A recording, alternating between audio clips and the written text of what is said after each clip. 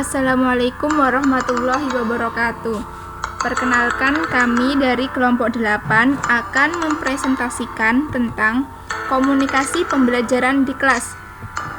Nah, untuk poin-poin pembahasan, yang pertama, pengertian komunikasi pembelajaran. Yang kedua, fungsi komunikasi pembelajaran. Yang ketiga, prinsip komunikasi pembelajaran. Yang keempat, desain komunikasi pembelajaran.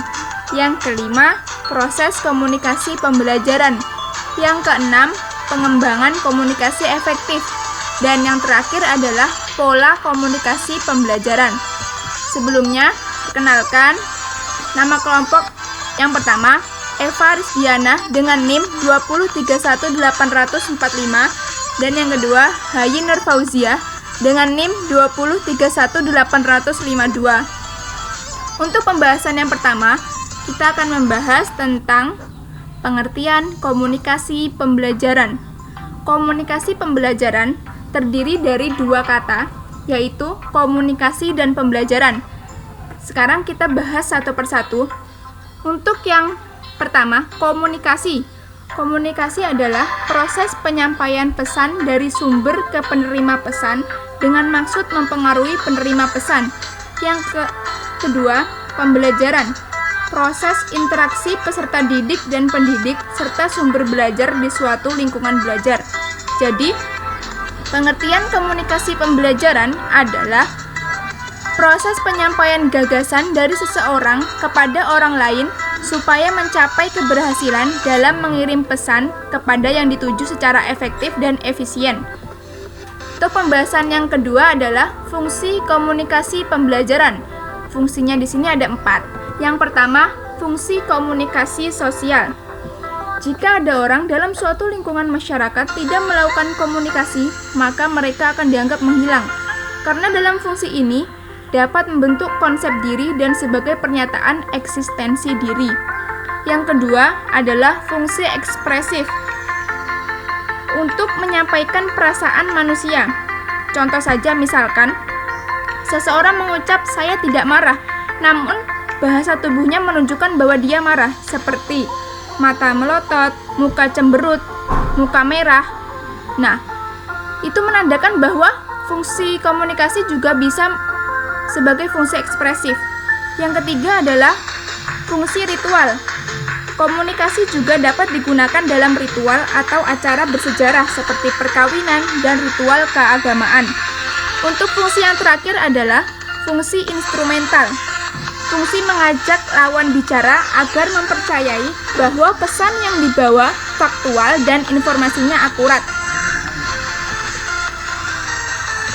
Pembahasan selanjutnya adalah prinsip komunikasi pembelajaran. Di sini prinsipnya ada 5. Yang pertama adalah respect. Menghargai setiap individu, artinya jika kita berkomunikasi dengan orang lain, maka hargai dulu agar orang lain tersebut merasa nyaman dan komunikasinya berjalan dengan lancar. Yang kedua adalah empati. Jika mengajak komunikasi seseorang, tempatkan diri kita pada situasi atau kondisi yang dihadapi orang tersebut. Yang ketiga adalah audible.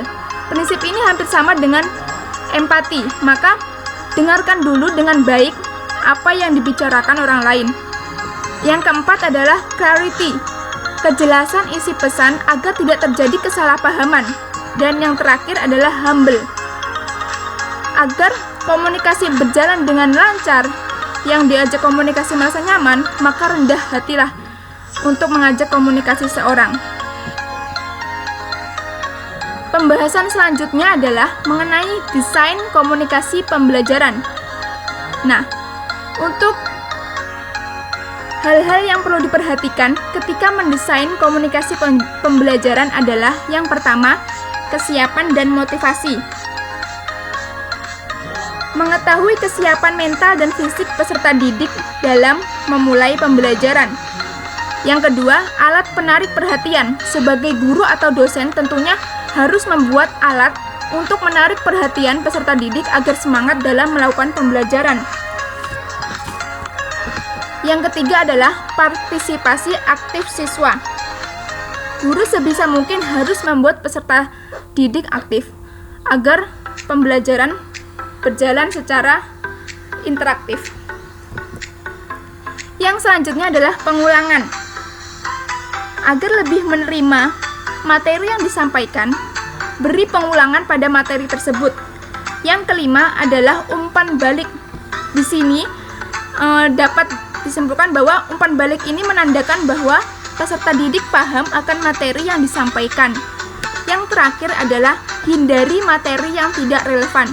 Bayangkan jika materi tidak relevan, maka peserta didik pun akan bingung dan tidak paham apa materi yang disampaikan.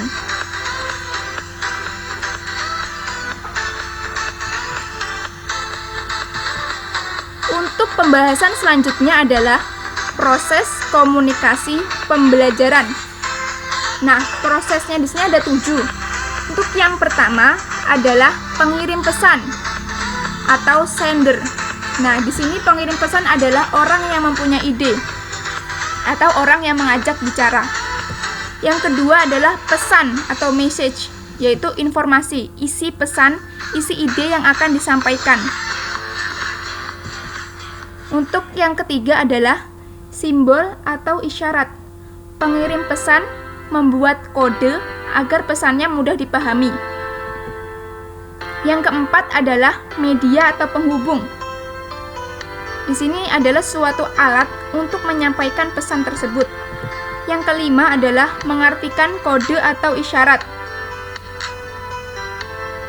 Untuk lebih agar penerima pesan itu lebih paham, maka pengirim pesan mengartikan kode atau isyarat tersebut. Yang keenam adalah penerima pesan. Dan yang ketujuh adalah balikan atau feedback. Setelah penerima pesan paham, maka penerima akan memberikan feedback atau timbal balik terhadap pesan yang disampaikan. Untuk selanjutnya adalah pengembangan komunikasi efektif dalam pembelajaran. Setidaknya ada 5 hal untuk menjadikan komunikasi itu efektif dalam sebuah pembelajaran. Yang pertama adalah kejelasan. Gunakan bahasa yang jelas agar mudah dipahami. Yang kedua, ketepatan. Gunakan kalimat yang benar dan sampaikan informasi yang mengandung kebenaran. Yang ketiga adalah konteks. Informasi yang disampaikan harus sesuai keadaan. Yang keempat adalah alur. Informasi yang disampaikan harus berdasarkan alur yang jelas. Yang kelima atau yang terakhir, sesuaikan.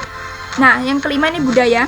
Sesuaikan budaya orang yang diajak berkomunikasi atau berperilaku sopan agar tidak menyinggung orang yang diajak bicara tersebut.